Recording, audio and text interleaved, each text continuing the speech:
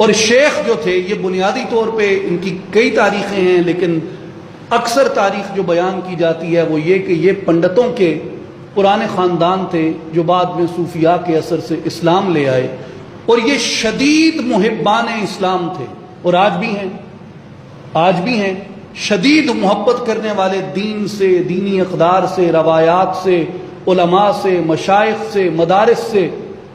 تو جب انگریز آیا تو انگریز چاہتا تھا کہ یہاں پہ جو مالی معاونت ہے مجاہدین کی وہ ختم کی جائے، اور تاجروں میں سب سے نمایاں مسلمانوں میں اگر کوئی گروہ تھا تو وہ دو تھے، میمن تھے ادھر گجرات کی طرف، سندھ کی طرف،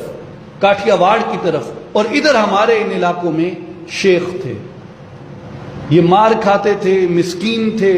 خود نہیں لڑتے تھے، لیکن جو مالی معاونت یہ کر سکتے تھے یہ آزادی کے لیے لڑنے والے مسلمانوں کی مالی معاونت کرتے تھے۔ ہزاروں شیخوں کو انگریزوں نے برسر عام پھانسیاں دی مجاہدین کی مالی مدد کرنے کے اوپر، اور انہیں نشان عبرت بنانے کے لیے ان کی کنجوسیوں کے یا ان کے بارے میں انہوں نے اس طرح کی عجیب و غریب کہانیاں مشہور کی کہ یعنی انہوں نے قوم کی تاریخ، قوم کا وقار انہوں نے مجروح کیا، اور یہ اس سزا کے طور پہ تھا کہ انہوں نے انگریزی تسلط کے خلاف مزاحمت کرنے والوں کی مدد کیوں کی ہے۔ وگرنہ آج بھی میں آپ کو یقین سے کہتا ہوں کہ مدارس میں آپ رسیدیں دیکھیں جا کے، سب سے زیادہ چندہ شیخ جمع کراتے ہیں۔